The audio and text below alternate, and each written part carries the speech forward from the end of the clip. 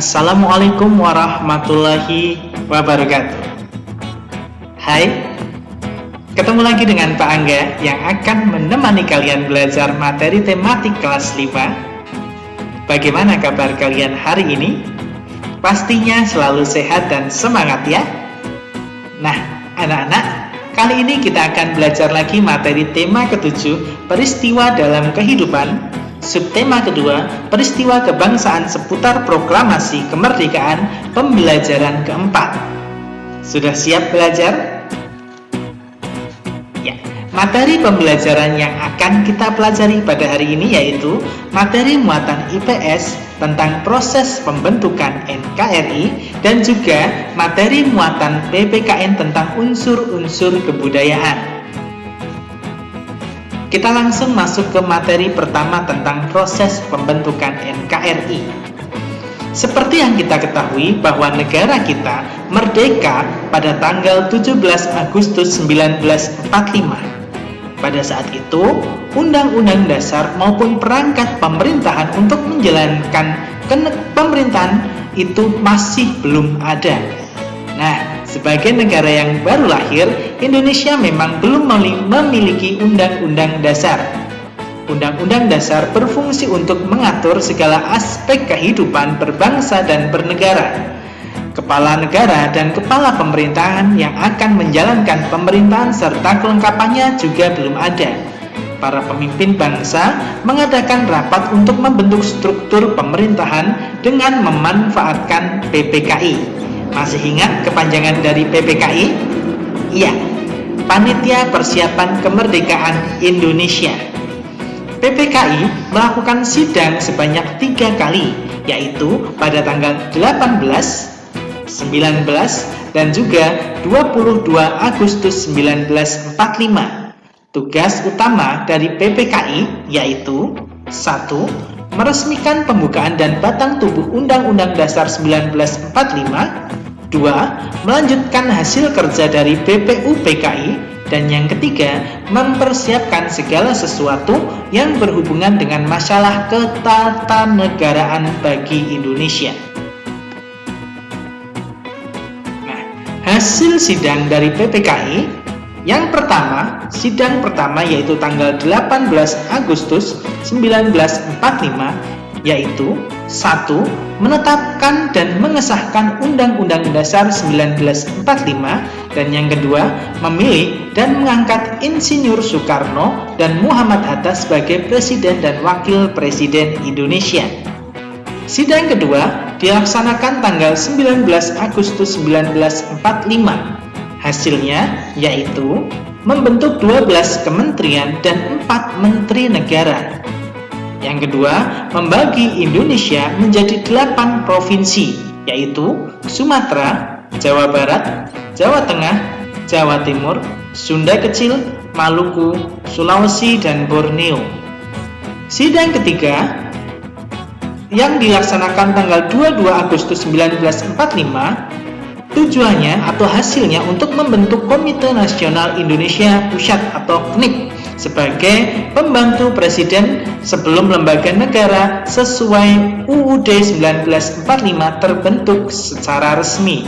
Dan yang kedua, membentuk alat kelengkapan keamanan negara yaitu BKR atau Badan Keamanan Rakyat. Itu adalah hasil sidang dari PPKI. Anak-anak, tahukah kalian tokoh tersebut? Ya, tokoh tersebut adalah Ahmad Soebardjo.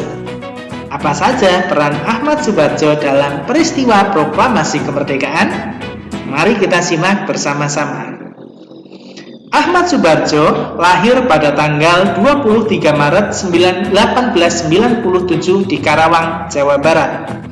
Pada saat persiapan kemerdekaan Indonesia, beliau menjadi penengah antara golongan tua dengan golongan muda. Beliau juga merupakan salah satu tokoh perumus naskah proklamasi. Berbagai peristiwa dalam usaha pembentukan negara kesatuan Republik Indonesia yang merdeka dan berdaulat telah menunjukkan arti pentingnya persatuan dan kesatuan. bangsa Indonesia dibangun di atas keragaman dan perbedaan. Keragaman tersebut terlihat jelas dalam unsur-unsurnya.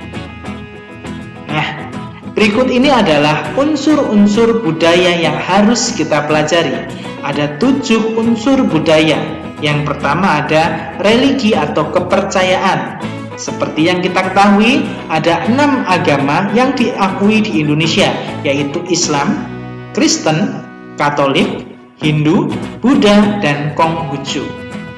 Yang kedua, unsur budaya yang selanjutnya yaitu mata pencaharian. Keragaman alam di Indonesia menyebabkan mata pencaharian masyarakat di Indonesia juga beragam. Yang berada di daerah pesisir pantai rata-rata bekerja atau bermata pencaharian sebagai nelayan, begitupun yang berada di pegunungan rata-rata bermata pencaharian sebagai petani dan sebagainya.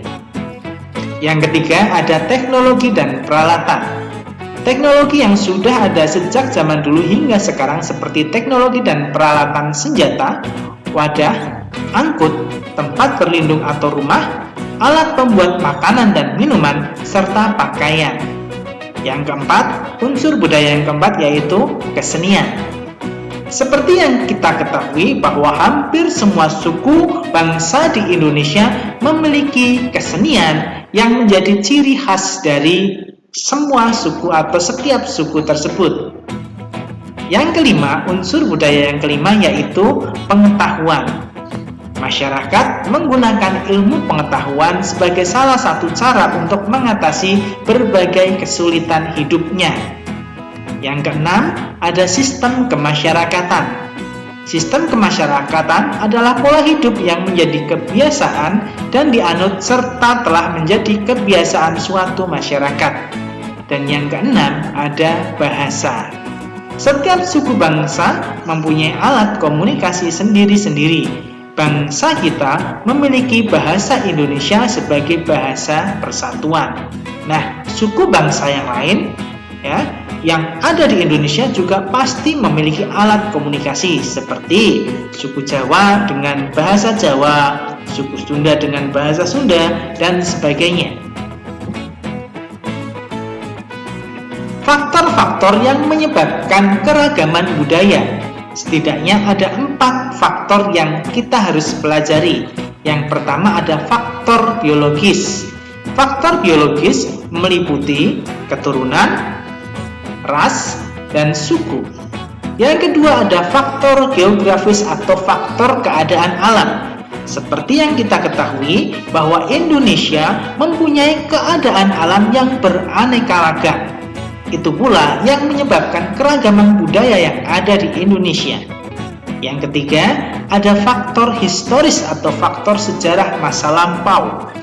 Yang kita perlu ketahui bahwa Indonesia selain terdiri dari banyak suku, mereka juga mempunyai sisi historis atau sejarah masa lampau yang berbeda-beda antar sukunya. Dan yang keempat, ada faktor keterbukaan terhadap pihak luar. Itu adalah 4 faktor yang menyebabkan keragaman budaya yang ada di Indonesia. Nah, sekarang silahkan kalian kerjakan tugas berikut ini. Silahkan kalian buat peta pikiran tentang proses pembentukan NKRI berikut ini. Ada tugas PPKI, sidangnya, kemudian hasil setiap sidangnya, kemudian provinsi yang ada di Indonesia berapa, kemudian keputusan tentang sidang PPKI tanggal 1945 ya. Kemudian ini tugas yang kedua, silahkan kalian sebutkan nama suku kalian masing-masing. Misalnya kalau Pak Angga sukunya adalah suku Jawa, berarti dituliskan di situ adalah sukunya adalah suku Jawa. Kemudian nama rumah adatnya apa di suku Jawa, nama pakaian adatnya apa, senjata tradisionalnya apa, baju adatnya apa, dan juga tari atau salah satu contoh tari tradisional di suku Jawa. Ya, itu saja tugas pada hari ini.